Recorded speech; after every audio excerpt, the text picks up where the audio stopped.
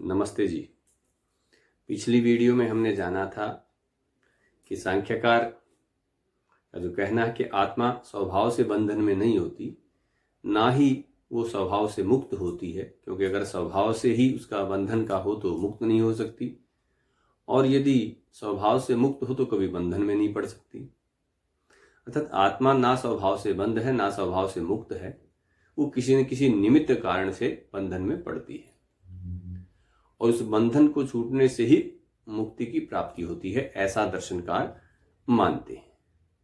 ये मुक्ति विषय ऐसा है कि आध्यात्मिकता के क्षेत्र में जिसका सबसे अधिक प्रयोग होता है, और आध्यात्मिकता के क्षेत्र में सबसे ज्यादा इसी पर चर्चा के माध्यम से लोगों को भिन्न भिन्न विचारधाराओं में सम्मिलित किया जाता है।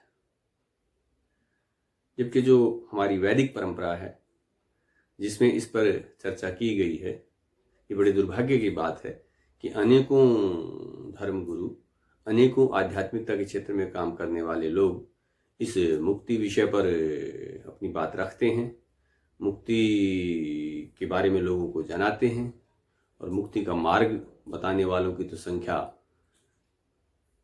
अनेकों में है जो कहते हैं कि यही मुक्ति का मार्ग है। लेकिन ना तो वहाँ जो हमारी दार्शनिक परंपरा है उस पर कोई विशेष चर्चा हो पाती है, ना ही जो एक सामान्य पढ़ा लिखा व्यक्ति है वो उस बारे में कभी विचार करता है। वो केवल कहीं से किसी प्रकार से जो बात सुन ली जाती है उसी को ठीक मान लेता है, उसी को स्वीकार कर लेता है, और उसी में या उसी को स्वीकार करके उसी के अनुसार अपना जीवन जो हो चलाता है, या उसमें जीवन में उसको ले आता है। लेकिन हमारा ये मानना है, और ये आर्य परंपरा ये मानती है कि प्रत्येक व्यक्ति को, जो हमारे ऋषियों ने जो परंपरा स्थापित की है, उसको प्रत्येक व्यक्ति को जानना और उस पर विचार विमर्श करना चाहिए। तो आइए थोड़ा सा इस वीडियो में इस पर विचार करते हैं कि सांख्यकार ने आत्मा का जो बंधन है वो किससे माना है, कि किस कारणों से आत्मा बंधन में है, जिससे उस कारण को ठीक ठीक जानकर उस बंधन को समाप्त करके मुक्ति की ओर बढ़ा जा सकता है। जिन लोगों की रुचि या जिन लोगों का उस आध्यात्मिकता के क्षेत्र में आगे बढ़ने का विचार होता है। वैसे तो प्रत्येक व्यक्ति का कर्तव्य है, लेकिन हर व्यक्ति की अपनी रुचि उस गति से नहीं बन पाती है, लेकिन फिर भी जानना और उसको समझना हर व्यक्ति को चाहिए, जिससे कि वो इधर उधर के भ्रम में ना पड़े। तो इसी को सहज और सरलता से आइए समझने का प्रयास करते हैं इस वीडियो के माध्यम से, कि आत्मा के बंधन का निमित्त क्या है, अर्थात किस कारण से वो बंधन में आता है, किस कारण से वो बंधन में रहता है। सांख्यकार ने दर्शन में सूत्रों के माध्यम से पूर्व पक्ष के रूप में अनेकों कारण गिनाए हैं। उस काल में लोगों में वो व्यापक होंगे, या कहीं ना कहीं उसका लोगों में उसका आधार कुछ न कुछ रूप में रहा होगा, या कुछ लोग उसका ऐसा मानते रहे होंगे। आज भी अनेकों लोग अलग अलग उसके कारण मानते हैं, अपनी अवधारणाएं हैं। तो उन अवधारणाओं में क्या उचित है और क्या जो दर्शन शैली में तर्क और ऊहापोह के आधार पर निश्चित होती है, वही दर्शनकार उसको स्थापित करते हैं, वही दर्शनकारों ने लोगों को जनाया और उसको समझाया है।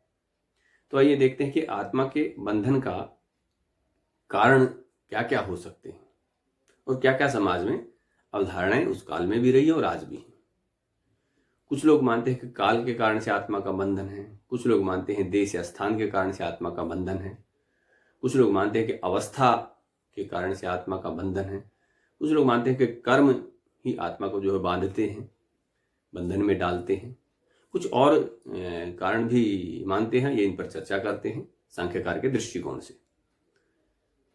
कहते हैं कि काल आत्मा का बंधन का कारण है, लेकिन सांख्यकार कहता है कि काल आत्मा के बंधन का कारण नहीं हो सकता। क्यों? क्योंकि काल तो आत्मा के साथ सर्वकाल में है, अर्थात आत्मा नित्य है और हमेशा वो काल में रहती है। काल से बंधन तो उसी का हो सकता है जो कभी हो और कभी ना हो, लेकिन आत्मा नित्य है और सर्वकाल में उसका काल से, समय से जो है वो संबंध रहता है। तो इसलिए वो काल जो है उसके बंधन का कारण नहीं हो सकता है। यदि काल को बंधन का कारण मान लिया जाए तो फिर कभी उसकी मुक्ति संभव नहीं है और ये मुक्ति के बारे में चर्चा करना जो है ये आध्यात्मिक लोगों के द्वारा निरर्थक हो जाता है। तो इसलिए काल आत्मा के बंधन का कारण नहीं है। कुछ लोग कहते हैं कि देश अर्थात स्थान आत्मा के बंधन का कारण है, लेकिन देश के साथ, यहाँ देश का अर्थ कोई कंट्री नहीं है, कोई नेशन नहीं है, यहाँ देश का अर्थ है स्थान। अर्थात आत्मा हमेशा ही किसी न किसी स्थान में रहती है, तो स्थान के साथ तो उसका हमेशा संबंध रहता है, हमेशा ही, चाहे वो प्रलय में है, सर्ग काल में है, सृष्टि काल में है, स्थान में तो वो रहती है। अर्थात देश के साथ तो उसका संबंध रहता ही रहता है। इसलिए अगर देश को ही आत्मा के बंधन का कारण माना जाए तो फिर आत्मा का बंधन से छूटना जो है संभव नहीं है। इसलिए जो स्थान या देश है वो आत्मा के बंधन का कारण नहीं हो सकता है, ऐसा निश्चित होता है।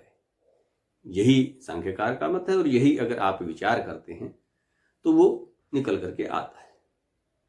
फिर कहते हैं कि नहीं जी, अवस्था जो है वो आत्मा के बंधन का कारण है, लेकिन अवस्था अर्थात बचपन, बुढ़ापा, युवावस्था, स्वप्न, जागृति, सुषुप्ति, स्थूल, कृश, युवा, वृद्ध, सबल, निर्बल, दुर्बल, ये सब अवस्थाएं तो देह के साथ हैं।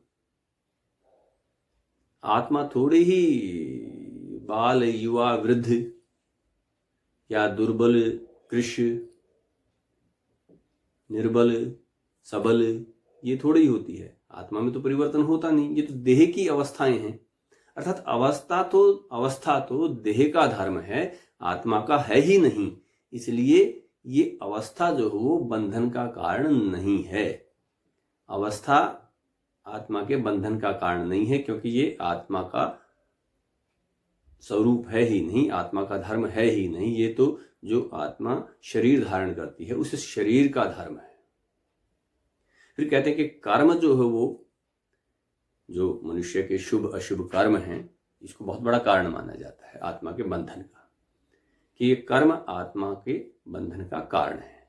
शुभ अशुभ कर्म आत्मा के बंधन का कारण है, ऐसा अनेकों लोग मानते हैं, अधिक लोग इसी को मानते हैं। लेकिन आइए इस पर विचार करते हैं सांख्यकार के दृष्टिकोण से, क्योंकि यहाँ हमारा उद्देश्य जो है कोई अपना अनुभव या अपना दृष्टिकोण नहीं, बल्कि जो सांख्यकार ने, कपिल मुनि ने जो हजारों सालों से एक दर्शन जो कि स्थापित है और जो एक प्रकार से लोगों का इस आध्यात्मिकता क्षेत्र में मार्गदर्शन करता रहा है, हमारे सारे ही दर्शन उस दृष्टिकोण से महत्वपूर्ण हैं।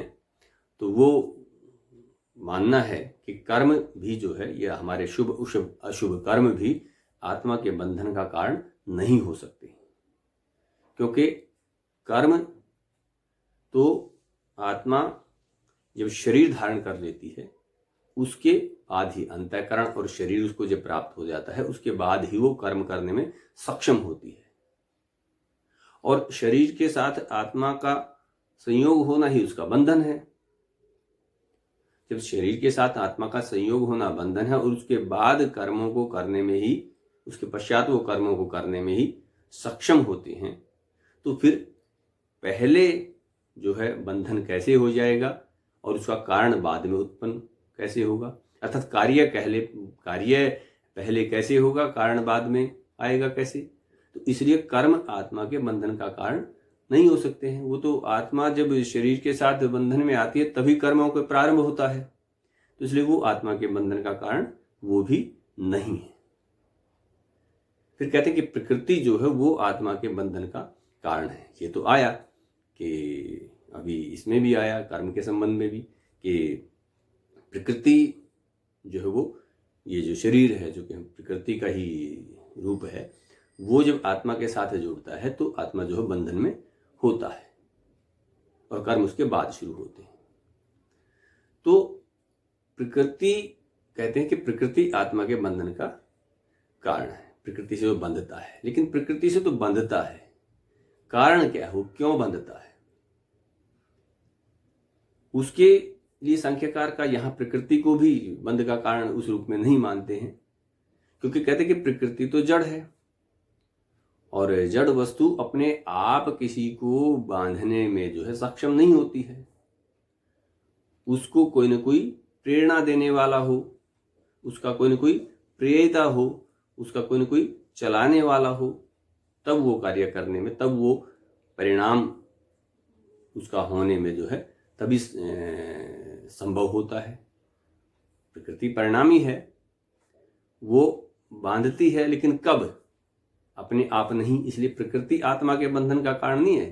अपितु सांख्यकार का कहना है कि जो अविवेक है,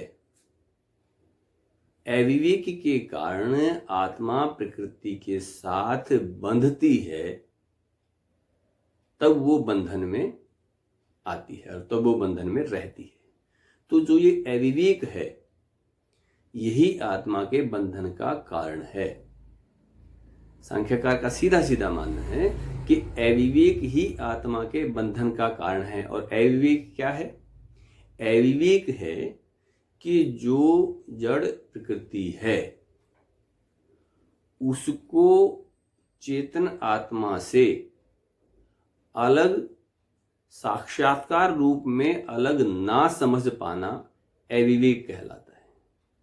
अर्थात कि केवल शाब्दिक रूप से नहीं, साक्षात्कार रूप में, साक्षात्कार रूप में उसको, अर्थात समाधि आदि की अवस्था में साक्षात्कार रूप में उसको, प्रकृति को चेतन आत्मा से पृथक ना समझ पाना अविवेक कहलाता है। और उसके कारण से ही बंधन जो वो बनता है। और बंधन से उस मुक्ति का जो मार्ग है वो उसका अविवेक का हट जाना है। और अविवेक का हट जाने का अर्थ है विवेक प्राप्त हो जाना, अर्थात साक्षात्कार रूप में चेतन आत्मा और प्रकृति दोनों को अलग अलग जान लेना, उसका साक्षात हो जाना।